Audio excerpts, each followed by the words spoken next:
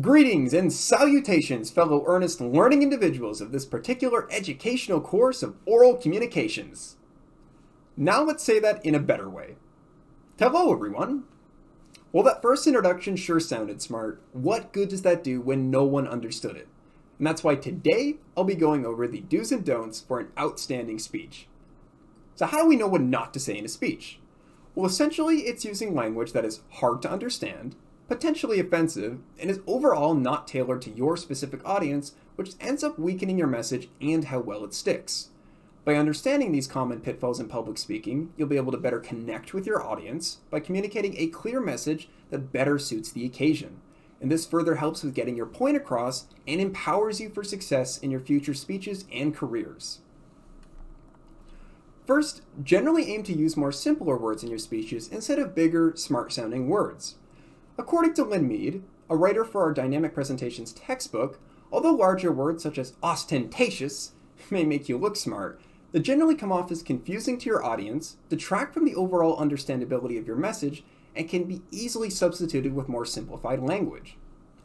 Big words can be effective, however, based on the situations you use them in, such as in an academic conference, for example. These kind of audiences would understand these words, and using these bigger words would increase your credibility as a professional. As such, it's always important to focus on your specific audience when it comes to word choice.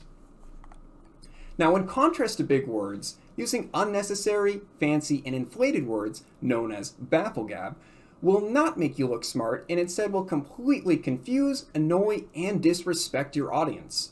For example, in my introduction, I purposely used inflated words that completely ruined the quality of my message. Saying, "Hello everyone," was much more clear, concise, and it got my message across much better.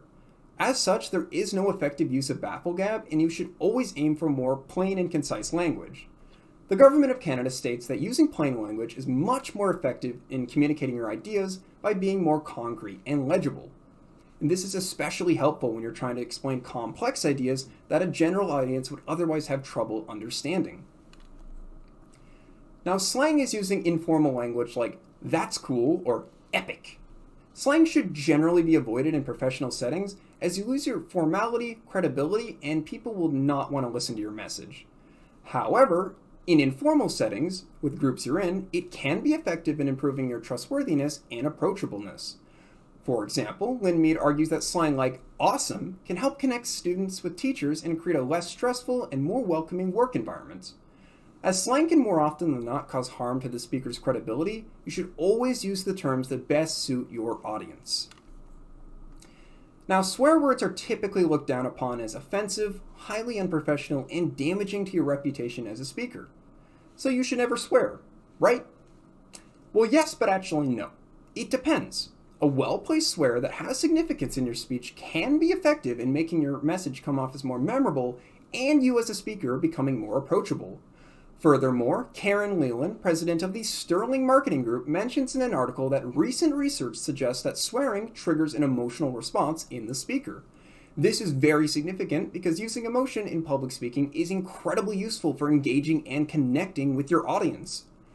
In the end, with swears, it's crucial to think of the impact that it may have on your audience. If what you say may be more harmful than beneficial, it's always safer to just not swear. Next, always avoid offensive terms and language used towards certain groups, such as racist, sexist, and ageist terms.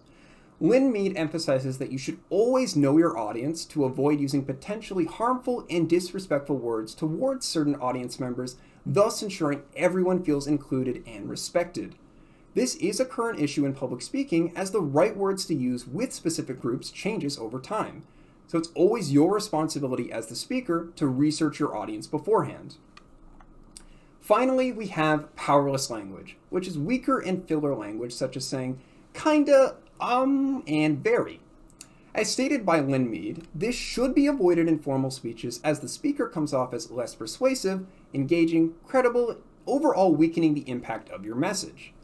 Despite all this, the use of powerless language can still be effective in certain scenarios. If you're in a group setting, for example, using powerless language such as kinda can actually appear more cooperative and constructive, whereas refined language can appear more dominant and uncooperative. As with everything, the effectiveness always depends on your audience, your speech context, and the occasion. In the end, although certain guidelines exist, like in this presentation, there isn't a full set-in-stone rule for what to say for every speech to every audience. This is why the key to an excellent speech and what to and what not to say all boils down to knowing your audience, the context of your speech, and your occasion. By knowing all of these aspects extremely well, you can then use your effective judgment to understand what belongs and what doesn't in your speech. By doing so, you better achieve your goal as a speaker of getting your message across in an inclusive, engaging way that will leave a lasting impression, hopefully, that your audience will take with them for the years to come.